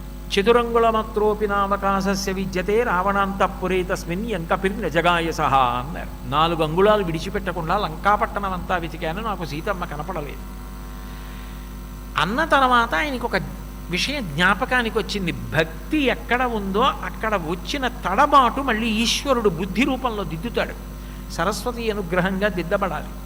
హనుమకి జ్ఞాపకానికి వచ్చింది, నేను బయలుదేరినప్పుడు సీతమ్మకి నమస్కరించలేదు. నమోస్తు రామాయ సలక్ష్మణాయ ఇప్పుడు నమస్కరించాలి. జనక మహారాజు గారు భూమిని దున్నినప్పుడు నాకు సీతమ్మ లభిస్తుందని దున్నలేదు, ఆమె క్రీడిస్తుంది, ప్రకాశిస్తుంది. ఆమె అట్లా కనపడింది. నేను నీకు కూతురునంది. జనక మహారాజు గారు సీతమ్మ తండ్రి అన్న కీర్తి జనకుడికి ఇచ్చింది తప్ప, జనకుడు ఇక్కడ భూమిని దున్నితే నాకు సీతమ్మ దొరుకుతుందని దున్నలా యజ్ఞం కోసం దున్నాడు. నేను వెతికితే దొరకడం ఏమిటి? ఆమె నాకు దర్శనమిచ్చి సీతమ్మను హనుమ జాడ కనిపెట్టినారు అన్న కీర్తిని ఇవ్వాలనుకుంటే నాకు దర్శనమిస్తుంది. కాబట్టి అమ్మా నీకు నమస్కారం చేస్తున్నాను, నాకు కనపడవు. నమోస్తు రామాయ సలక్ష్మణాయ దేవ్యై చ తస్యై జనకాత్మజాయై నమోస్తు రుద్రేంద్రయమానిలేభ్యో నమోస్తు చంద్రార్కమరుద్గణేభ్య. ఇప్పుడు ఆయన నమస్కారం చేసి కళ్ళు తెరవగానే మరి 4 అంగుళాలు విడిచిపెట్టకుండా వెతికానన్నారుగా. అంటే మీరు చూడండి, ఒక్కొక్కసారి తను వేసుకోవలసిన 7-8 మాత్రలు అక్కడే పెట్టుకుంటాడు. పెట్టుకుని అప్పుడు వేసుకోవలసిన మాత్ర తనకు కనపడదు. అది ఎక్కడ పెట్టేశాను నేను అనగానే ప్రవచనానికి తీసుకెళ్తే ఏమన్నా పట్టుకెళ్ళానా? అక్కడ పలహారం చేయలేదుగా నేను పట్టుకెళ్ళడానికి. మరి ఎక్కడ పోయింది ఇప్పుడు ఆ మాత్ర అని వెతుకుతూ వెంటనే గుర్తొచ్చేవాళ్ళు ఎవరు? ఏమాయ్ ఎక్కడన్నా పెట్టేశానా ఏమిటంటే ఆవిడ వచ్చి చూసి ఇక్కడే ఉంది కదండి అంటూ. అంటే ఆవిడకి ఆయన ఏది చూడడో తెలుసు. ఓ కాగితం మీద పెడతాడు, అది ఇలా ఇలా అని మాత్ర తీస్తాడు. అది ఓ పక్కకి ఎక్కడో కాగితంలో పోతుంది. ఆ కాగితం రంగులో కలిసిపోతే ఇక దాన్ని పట్టించుకోడు, ఇక్కడ ఎదురుగుండా ఉన్నవే చూస్తూ ఉంటాడు. ఈయన బలం బలహీనతలు ఆవిడికి తెలుసు. ప్రస్థానం చేస్తుంది కదా, అందుకని ఆవిడ ఆ పక్కకి వెతికి ఇక్కడే ఉందంట. అప్పుడు తీసుకుని వేసుకుని నువ్వు లేకపోతే నా బతుకేమిటో అంటూ ఉంటాడు. అట్లా ఆమె ఏం చేస్తుంటుంది అంటే ఎప్పుడూ ఆయనని అనుగమిస్తూ ఉంటుంది. ఆ శ్లోకం చెప్పి ఆయన నమస్కారం చేయగానే అప్పటి వరకు కనపడని అశోకవనం కనపడింది. ఏమనుకోవాలి? కనపడిన తర్వాత ఆయన వెళ్ళి శిశుపావృక్షం మీద కూర్చొని నాకు కనపడుతుంది సీతమ్మ అని వెతికారు. కనపడింది. కనపడిన సీతమ్మ గురించి వాల్మీకి మహర్షి ఇంకో సర్గలో చెప్పకూడదా? 15వ సర్గ 16వ సర్గలో చెప్పారు సుందరకాండలో. ఎందుకు చెప్పారు అంటే 15 పంచదశాక్షరి మహామంత్రం అమ్మవారికి సంబంధించింది. షోడశి అమ్మవారికి సంబంధించిన మహామంత్రాలు ఈ 2. అందుకని 15, 16 సర్గల్లో అమ్మవారి దర్శనం అవ్వాలి. అందుకని 15, 16 సర్గల్లో సీతమ్మ దర్శనమైంది. అంటే పరదేవత దర్శనం కాబట్టి అక్కడే అవ్వాలి, ఆ సర్గల్లో అవ్వాలి. నుంచి ఒకేసారి 3 పోకల వెళ్ళాలి ఆ వర్ణన. దాన్ని అంత గొప్పగా కావ్యంగా రచన చెయ్యాలి. పరిశీలిస్తేనే కనపడాలి. ఇప్పుడు అక్కడ కూర్చుని ఆయన చూస్తున్నారు. కూర్చుని ఆయన సీతమ్మ తల్లి దర్శనం కోసం ప్రయత్నిస్తుంటే ఆవిడ కింద కనపడింది. కనపడగానే ఆయన ఆవిడ్ని చూసి పరమానందపడిపోయారు. సీతమ్మ దర్శనమైంది. ఇప్పుడు ఆవిడ ఎలా కనపడింది ఆయనకి? అశ్రుపూర్ణముఖీం దీనాం కృషాం అనసనేన చ శోకధ్యానపరాం దీనాం నిత్యం దుఃఖపరాయణం. నేను మీతో అన్నది ఇది. ఇక్కడ ఆమె పరదేవతాస్వరూపిణి. ఇప్పుడు అదే శ్లోకాన్ని మీరు 2 సార్లు చూడండి. అశ్రుపూర్ణముఖీం ఏడుస్తూ ఉంది. దీనాం చాలా దీనంగా ఉంది. ఎందుకంటే ఇప్పుడు తను రాముణ్ణి కలుసుకోలేని స్థితిలో ఉన్నదానిలా ఉంది. దీనాం కృషాం శుష్కించిపోయింది. అనసనేనచ ఏమీ తింటలేదు. శోకధ్యానపరాం విశేషమైన శోకంలో ఏదో ధ్యానిస్తోంది. ఏమిటా ధ్యానం? రాముడి గురించి. ఎప్పుడు వస్తాడు మనసులో ఆయనతో కలిసి ఉంది. బాహ్యంలో రాముడు రావాలి, అది ఆవిడకి కావాలి. శోకధ్యానపరాం నిత్యం దుఃఖపరాయణం. ఇలా ఇవ్వాలి కాదు, రోజూ ఏడుస్తోంది రావణాసురుడి దగ్గరికి వచ్చినప్పటి నుంచి. ఇది కావ్యంగా మీరు చదివితే సీతమ్మ స్థితి. హనుమకు అలాగే ఎందుకు కనపడాలి ఆవిడ అంటే, మనకి పూజలో మీరు ధూపం వేశారా, దీపం పెట్టారా, తాంబూలం ఇచ్చారా, నైవేద్యం పెట్టారా, ఇది చెప్పరు. పూజ చేస్తే ఏం చెప్తారంటే ధ్యానావాహనాది షోడశోపచార పూజాంకరిష్యే అంటారు. ధ్యాన ఆవాహనములతో కూడుకున్న ఇతర ఉపచారములతో పూజ అంటారు. ధ్యానం జీవం పూజకి. మీరు పూజ చేసేటప్పుడు మీరు ఏ రూపంలో చూడాలని అనుకుంటున్నారు భగవంతుడిని? ఎందుకంటే అసలు నిజానికి ఆయనకి రూపం లేదు. ఏ రూపం లేనటువంటి భగవంతుణ్ణి మీరు ఏ రూపంలో చూడాలని అనుకుంటున్నారో ఇక్కడ అలాగే ఆయన కనపడాలి లోపల.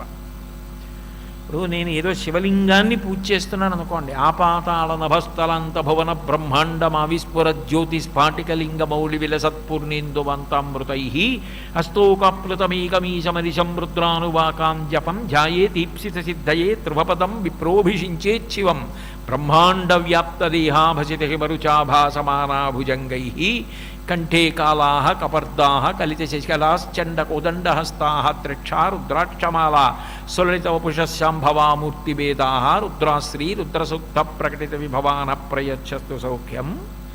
బ్రహ్మాండ వ్యాప్తదేహ అంతటా నిండిపోయి కరచరణాదులతో లేని ఆ లింగస్వరూపం దేనియందు సృష్టి జరుగుతోందో, దేనియందు నిలబడుతోందో, దేనియందు లయమవుతోందో అది ఒక గుర్తుగా చూస్తే ఇదిగో నేను చూస్తున్న ఈ లింగస్వరూపం అన్నాను అనుకోండి.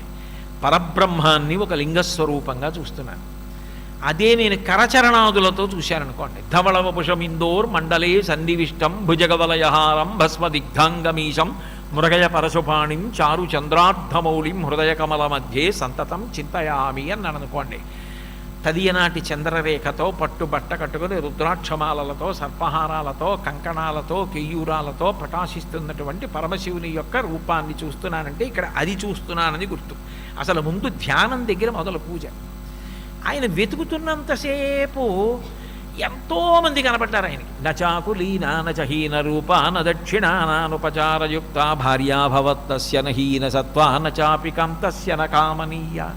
ఎంతమంది కనపడినా ఆయన అనుకునేవారు మనసులో, మా సీతమ్మ ఇలా ఉండదు, భగవంతుడిని మనం చూసామా, అయినా ఇలా ఉంటాడు అని ధ్యానం చేస్తున్నామా? మనం చేసిన ధ్యానానికి భక్తికి అలాగే ఆయన గోచరించాలి కదా. అట్లా ఆయన కూడా ఏమనుకునేవారంటే అవ్యక్త రేఖామివ చంద్రరేఖాం పాంసు ప్రసిద్ధామివ హేమరేఖాం క్షతప్రరూఢామివ బాణరేఖాం వాయుప్రభిన్నామివ మేఘరేఖాం. సీతమ్మ ఎలా ఉంటుంది అంటే ఆయన ఒక అద్భుతమైన ఊహ చేశారు. శుక్లపక్షతది నాడు కనపడకుండా ఉన్నటువంటి చంద్రరేఖ ఎలా ఉంటుందో సీతమ్మ అలా ఉంటుంది. ఎందుకంటే అంత ఏడుస్తూ, అంత దీనంగా, అంత కృషించిపోయి ఈవిడ సీతమ్మ అనేటట్టుగా ఉంటుంది. అవ్యక్తరేఖామివ చంద్రరేఖాం పాంసు ప్రసిద్ధామివ హేమరేఖాం. బంగారు తీగ మట్టి పట్టింది. అంత గొప్ప సీతమ్మ అంత ఏడుస్తోంది. క్షతప్రరూఢామివ బాణరేఖాం. బాణాన్ని బయటికి లాగేశారు కానీ ములుకు లోపల ఉండిపోయింది. అప్పుడు బాధ ఎలా ఉంటుందో, ఆమె అపహరించి తేబడన్న కారణం చేత మళ్ళీ రాముడితో నేను కలిసిపోవాలన్న భావన బాధగా పరిణమించి ఆమె అలా శోకిస్తోంది. అలా ఉంటుంది సీతమ్మ. అలాగే కనపడింది. యోగి ఎలా ధ్యానం చేశాడో ఆమె అలాగే కనపడినప్పుడు ఆమె మాయామనుష రూపిణే కదా. అది ఆమె శాశ్వత రూపం కాదు. ఆయన ఎలా ధ్యానం చేశారో అలా దర్శనమిస్తోంది ఆవిడ. ఉష్ణార్థితాం సానుసృతాస్రకంఠీం పురావరార్హోత్తమనిష్కంఠీం సుజాతపక్ష్మాభిరక్తకంఠీం వనే ప్రవృత్తామివ నీలకంఠీం. ఆమె ఏడుస్తూ ఉంటుంది. ఎంత ఏడుస్తూ ఉంటుందంటే ఆమె ఏడ్చిన ఏడుపుకి ఆమె వక్షస్థలం మీద పవిట కొంగ అంతా కన్నీటితో తడిసిపోయి ఉంటుంది. ఉష్ణార్థితాం సానుసృతాస్రకంఠీం పురావరార్హోత్తమ నిష్కంఠీం. ఆమె మిగిలిన ఆభరణాలు వేసుకోదు.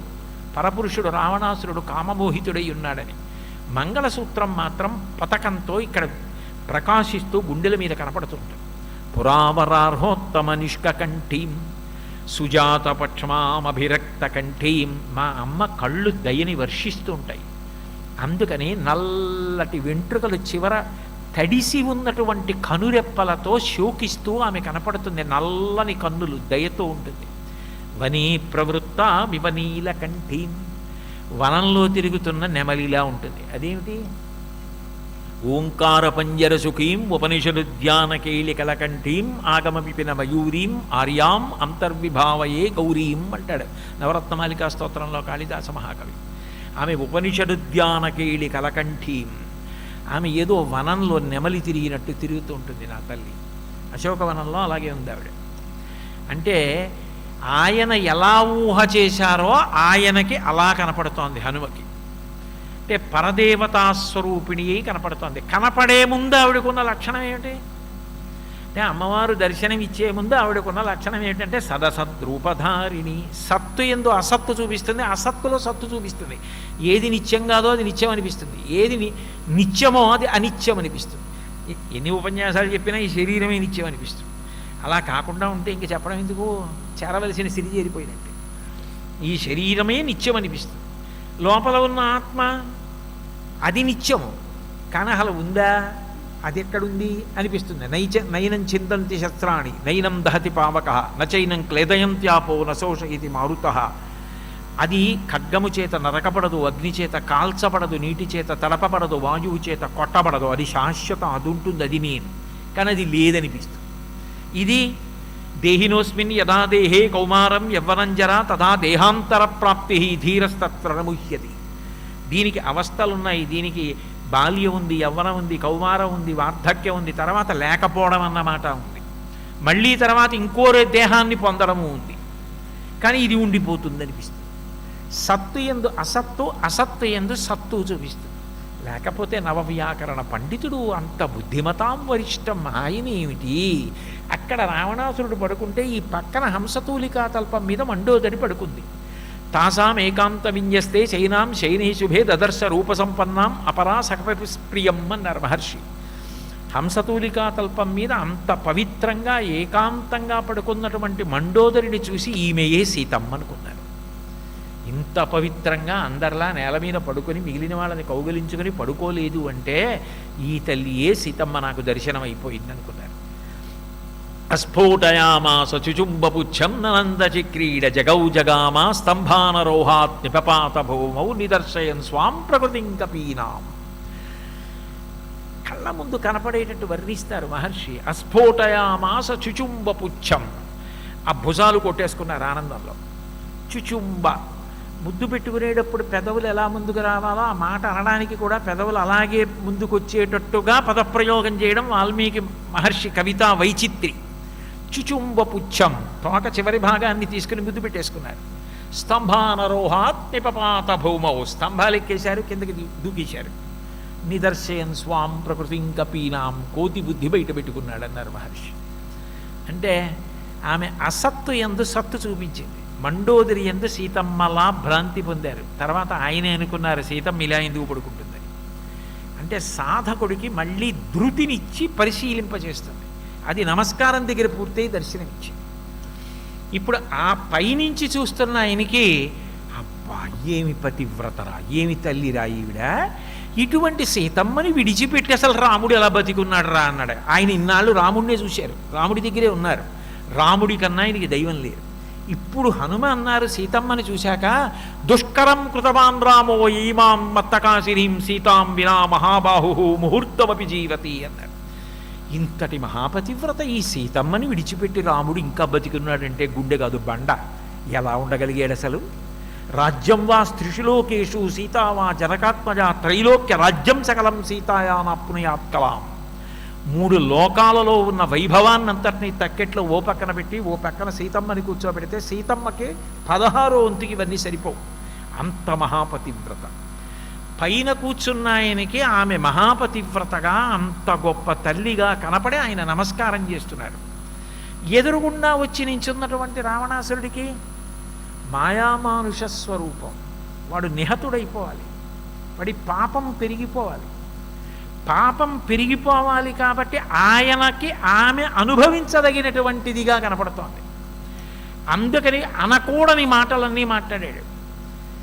ఏ మాటలు మాట్లాడకూడదో ఒక మహాపతివ్రతను ఉద్దేశించి అటువంటి మాటలు మాట్లాడి తన మృత్యువుని తాను కొని తెచ్చుకుంటున్నాడో ఆ మాటలన్నీ మాట్లాడుతున్నాడు. పిబ విహర రమస్వ భుంచ భోగాం ధననిచయం ప్రతిశామి వేదినీంచ మయిలలలనే ధాసుఖత్వం తైచ సమేత్త లలంతు బాంధవాస్తే ఏకవేణీ ధరాశయ్యాం ధ్యానం మలినమంబరం మస్తానై ఉపవాసస్య నైతానౌపైకానితే. ఎందుకు ఒంటి జడ వేసుకుంటావు, ఎందుకు భూమి మీద పడుకుంటావు, ఎందుకు బట్ట మార్చుకోవు, ఎందుకు మధుర పదార్థాలు తినవు, ఎందుకు మంచి మంచి భూషణాలు పెట్టుకోవు, నువ్వు కావాలంటే మీ నాన్నగారికి నీ బంధువులకి కూడా కావలసినంత ఐశ్వర్యాన్ని ఇస్తాను, నువ్వు ఇవన్నీ కట్టుకో, తిను, సంతోషించు, నా పాంపు చేరు. అనకూడని మాటలన్నీ ఒక మహాతల్లిని ఉద్దేశించి అంటున్నాడు. పాపం వండుకోట్లా. ఈ పాపం ఏం చేస్తుంది? అతను మరణించడానికి కారణమవుతుంది. అతను చేసిన తపస్సు అతన్ని కాపాడడానికి వీలు లేనంత పాపం వండుకోవాలి మృత్యువుకి. అది వండేసుకుని తినేసి సిద్ధపడిపోతే రాముడు వచ్చి బాణం పూశాడు. అంటే ఇప్పుడు రాముడా చంపింది సీతమ్మ అంటే రాముడే. కానీ రాముడు చంపడానికి యోగ్యంగా సీతమ్మ వండుతోంది ఇక్కడ రావణుడిని. అలా వండాలంటే ఆయన పాపం పెరుగుతోందంటే ఇప్పుడు ఈ శ్లోకాన్ని మీరు ఇంకోలా చూడండి. అశ్రుపూర్ణముఖీం, ఆవిడ అదే పనిగా ఏడుస్తోంది. ఒక వ్యక్తి పైకి ఎంత డాబుగా కనపడినా, ఎంత సామ్రాజ్య పరిపాలనం చేస్తున్నా, ఎంత కాంచన లంకాధిపతి అయినా, ఎంతమంది దేవతల్ని గెలిచినా, ఒక స్త్రీ, ఒక మహాపతివ్రత భర్త నుండి దూరమై మళ్ళీ భర్తని కలుసుకోవాలని ఏడుస్తూ ఆ ఇంట్లో ఆమె అలా కన్నీళ్లు పెట్టుకుంటుంటే, ఆ కన్నీళ్లు పడుతుంటే ఆ భూమి ఎందుకు మిగులుతుంది, ఆ రాజ్యం ఎందుకు మిగులుతుంది, ఆ ఏడుపుకి కారణమైన వాడు ఎందుకు మిగులుతాడు? శ్లోకాలను అలా చూడండి. అప్పుడు రావణాసురుడు పాపం వండుకుంటున్నాడు. అశ్రుపూర్ణముఖీం, ఆమె ఏడుస్తోందంటే ఆయన నిహతుడైపోతాడని గుర్తు. ఆమె ఏడుపు ఆయన మరణించడానికి వంట, పాపాన్ని కట్టి కుడిపిస్తోంది రావణాసురుడి చేత. అంత ఏడిస్తే తప్ప మరణించాడు. అందుకు అకస్మాత్తుగా సభలో రావడానికి కారణం అదే. అంత తపశ్శక్తి ఉన్నవాడు. ఆఖరికి సభలో కూర్చుంటే హనుమ అంతటి వారు ఆయన రావణుడి తేజస్సు చూసి కొట్టబడ్డారా అన్నట్టుగా పక్కకి వెళ్ళారంటే ఎంత తేజోమూర్తో రోమ కూపములలోంచి తేజస్సు కొడుతుందిట రావణాసురుడి. అంతటి తపశ్శక్తి సంపన్నుడు. ఎవరి వలన పాపం మూట కట్టుకున్నాడు? సీతమ్మని చూడకూడని చూపు, సీతమ్మతో మాట్లాడకూడని మాటలు, ఇన్ని కూడా తనని రక్షించలేని పాపాన్ని మూట కట్టేసింది. ఇప్పుడు ఎవరు చంపుతున్నారు? రావణాసురుణ్ణి. అశ్రుపూర్ణముఖి అందుకంటారు హనుమ గురించి చెప్తూ, గోష్పదీకృత ఉల్లంఘ్య సింధో సలిలిం సలీలం యశోకవన్నిం జనకాత్మజాయా ఆదాయతైనైవ దదాహలంకాం నమామితం ప్రాంజలిరాంజనేయం అంటారు. అంతటి మహాతల్లి జగజ్జనని పరదేవత ఆవిడ కంటి వెంట పడ్డ బాష్పబిందువుల చేత భూమి కాలిపోకుండా ఆ అగ్ని కేవలం రావణ సంహారానికి, లంకని కాల్చడానికి ఉపయోగించి మిగిలిన భూమిని రక్షించిన వారు హనుమ. పెట్టింది లౌకికాగ్ని కాదురా, సీతమ్మ కంటి వెంట పడ్డ బాష్ప దార అన్న అగ్నినే లంకకి పెట్టి లంకని కాల్చి మిగిలిన భూమిని హనుమ కాపాడారంటారు. అంటే అశ్రుపూర్ణముఖి దీనాం, ఆవిడ కోరుకున్నట్టు బతకనివ్వడు. ఆవిడని ఇలా బతకలేనని మరణిస్తానంటే మరణించనివ్వడు. ఇంకంతకన్నా రాక్షసత్వం ఏమిటి? అది పాపం కాదా? దీనాం కృషాం, అంతటి మహాతల్లి కృషించిపోవలసిన అవసరం ఎందుకు వచ్చింది? నీ దాష్టీకానికి కాదా? అప్పుడు నీ మరణానికి కారణం అవ్వట్లేదా అదంతా? కృషాం అనసనేనచ, ఆమె ఏమీ తింటలేదు, ఉపవాసం చేస్తోంది. ఆమె ఏమీ తినకుండా ఉండిపోవడం ఎందుకు? రావణాంతఃపురంలో వండినది ఆమె తినదు. ఆయన తిండి ఆమెకు అక్కర్లేదు. అప్పుడు ఆమె సృష్టించిపోతుంటే ఆమె తినకపోతే అది నీ మరణమునకు కారణమవుతుందా? అది నీకు సంతోషదాయకం ఎట్లా అవుతుంది? నువ్వు ఎన్ని చదువుకుంటే ఎవరికి కావాలి? అది నిన్ను ఎందుకు కాపాడుతుంది? ఇప్పుడు ఇదే శ్లోకాన్ని మీరు తిప్పండి రావణాసురుడి వైపుకి. ఆయన మృత్యువుకి కారణం. పతివ్రతగా ఆమె రావణ సంహారానికి కావలసిన పాపం రావణుడు వండుకునేటట్టు చేస్తాం. అదే తల్లి పైన కూర్చున్నటువంటి హనుమకి సరసద్రూపధారిణి అయి సాక్షాత్ పరదేవతగా దర్శనం కల్పిస్తూ భవిష్యత్ బ్రహ్మగా కావడానికి కావలసిన పుణ్యాన్ని కట్టబెడుతాం. అంటే ఒకే తల్లి ఏకకాలమునందు తనని నమ్ముకున్న వాడికి ఉద్ధరణ చేస్తోంది. అసలు ఆ భక్తి లేనివాడు నశించిపోవడానికి కావలసిన కారణాన్ని కల్పిస్తోంది. ఒక సీతమ్మ కింద ఏడుస్తూ కూర్చున్న సీతమ్మలాగే ఉండి ఇన్ని చేస్తోంది. అప్పుడు ఆమె పరదేవతా స్వరూపిణి కాలా? దదర్శ శుక్లపక్షాదౌ చంద్రరేఖామివామలాం మందప్రఖ్యాయమానేన రూపేణ రుచిరప్రభాం. పైనుంచి సీతమ్మకి హనుమ కనపడినప్పుడు దదర్శ శుక్లపక్షాదౌ, శుక్లపక్షం మొదట్లో ఉన్న చంద్రరేఖ ఎలా ఉంటుందో అలా ఉందిట. అదేగా మరి ఆయన అడిగింది. అవ్యక్త రేఖాం ఇవ చంద్రరేఖాం అలా కనపడమన్నారు, అలాగే కనపడింది. అంటే వెతికి వెతికి చూస్తే తప్ప సీతమ్మని తెలియదు. శుక్లపక్షం మొదట్లో ఉన్న చంద్రరేఖ ఏమవుతుంది? కొన్నాళ్ళకి పూర్ణబింబం అవుతుంది. అంటే ఇప్పుడు ఏడుస్తున్న సీతమ్మ ఏమవుతుంది? రాముడి పట్టమహిషి అయి పట్టాభిషేకం పొందుతుంది. ఆ ఏడుపుకి కారణమైన ఈయనేమవుతాడు? నిహతుడవుతాడు. అది మహర్షి చెప్పాలా? చెప్పకుండా చెప్పడం రచన గొప్పతనం కావ్యంలో. అది ఋషిప్రోక్తమైన వాంగ్మయం. అది అలా అర్థం చేసుకున్నప్పుడు మన జీవితంలో ఏది జరగకూడదో గుర్తుపెట్టుకోవాలి. మన వలన ఒక స్త్రీ ఏడవడం కానీ, నీ వలన నేను ఇవాళ ఏడవవలసి వచ్చిందని మన ఇంటికి వచ్చి ఒక స్త్రీ ఏడవవలసిన రోజు రాకుండుగాక, అంత జాగ్రత్తగా బ్రతకడం నేర్చుకోవాలా. ఎవరైనా స్త్రీ ఏడిచిందా అది మామూలుగా వదిలిపెట్టదు. అదే చెప్తాడు మారీచుడు. కళత్రాణిచ సౌమ్యాని మిత్రవర్గం స్తథైవచ యదీచ్ఛసి చిరంభోక్తం మాకృధారామ విప్రియం. అదే జరిగిన నాడు నువ్వు కాదు, నువ్వు, భార్యలు, పుత్రులు, అన్నదమ్ములు, సైన్యం, కాంచనలంక నశించిపోతారు. అటువంటి పాపం చీకంటే జీవితంలో ఏ ప్రమాదాన్ని కొని తెచ్చుకోకూడదో, ఎవరిని ఏడిపించకూడదో, మనిషి జాగ్రత్తగా బ్రతకడం అన్నది ధర్మంలో ఎక్కడుందో రామాయణం మనకి నిర్దేశిస్తుంది, చెప్పకుండా చెప్తుంది. ఇలా నేను సీతమ్మ తల్లి యొక్క ఆ పరతత్వ లక్షణం, ఆమె రావణ సంహారానికి ఎలా కారణమైందన్న కోణంలో మీరు పరిశీలించారనుకోండి, అదే సీతాయాశ్చరితం మహత్. అప్పుడు రామాయణం సీతమ్మ కథ ఆ కళ్ళజోడుతూ చూస్తే అప్పుడు అది సీతమ్మ గొప్పతనం రామాయణంలో. ఒక్క రామాయణం ఎన్ని కోణాల్లో ఎలా కావాలంటే అలా తిరుగుతూ కనపడుతుంది. ఏ ధర్మం మీకు కావాలంటే ఆ ధర్మాన్ని మీకు ప్రబోధం చేస్తుంది. ఇప్పుడు రామాయణంలో దొరకనిదేం ఉండదు, ఎందుకంటే అది వేదోపబ్రహ్మణం కనుక. వేదములో చెప్పబడిన సమస్త ధర్మము రామాయణమునందు కనపడుతుంది. ఇంత గొప్పదైనటువంటి సీతమ్మ, ఇంత భీత హృదయంతో ఉన్నటువంటి సీతమ్మలా కనపడిన ఆవిడ మాట చెప్పవలసి వస్తే జగన్మాతగా దారి తప్పిన పిల్లవాడికి అమ్మ కఠినంగా ఇలా చూపించి ఎలా చెప్తుందో అలాగే చెప్తుంది. అప్పుడు ఆవిడేం భయపడిపోయిన దానిలా ఏడుస్తున్న దానిలా కనపడదు. అదే సర్గల్లో మళ్ళీ అదో విచిత్రం. ఎందుకనంటే మీరు అదే సర్గల్లో 5, 6 అనుకుంటాను బహుశా ఈ సర్గలు, 15, 16లో కదా కనపడుతుంది. 5, 6 సర్గల్లో ధ్యాన శ్లోకాల్లో ఉంటాయి హనుమ వెతికినప్పుడు. 15, 16 సర్గలు మీరు పరిశీలిస్తే ఆమె యొక్క దర్శనం, ఆ తర్వాత రావణాసురుడు వచ్చినప్పుడు ఆవిడ మాట్లాడిన మాటలు మీరు పరిశీలిస్తే ఆవిడ పతివ్రతా ధర్మాన్ని పాటించడం, జగన్మాతగా పుత్రుడికి మాట చెప్పడం అన్నీ ఏకకాలంలో కనపడతాయి. వ్రీళితాం దుఃఖ సంతప్తాం పరిమ్లానాం తపస్వినీం అంటారు మహర్షి. వ్రీళితాం, ఆవిడ సిగ్గుపడింది. ఎందుకు సిగ్గుపడింది అంటే, ఒక తల్లి కొడుకు ఎదురుకుండా నించున్నాడు అనుకోండి, తల్లి సిగ్గుపడవలసిన అవసరం లేదు. నేను ఇప్పుడు చెప్పే మాట పరమ పవిత్ర హృదయంతో చెప్తున్నాను తప్పించి ఇది నేను హేయమైనటువంటి హృదయంతో చెప్తున్నది కాదు. మా నాన్నగారు వాళ్ళు 5 అన్నదమ్ములు. అప్పటికి ఇంకా మా నాన్నగారి అన్నదమ్ముల్లో మా పెద్దనాన్నగారికి కూడా వివాహం కాలేదు.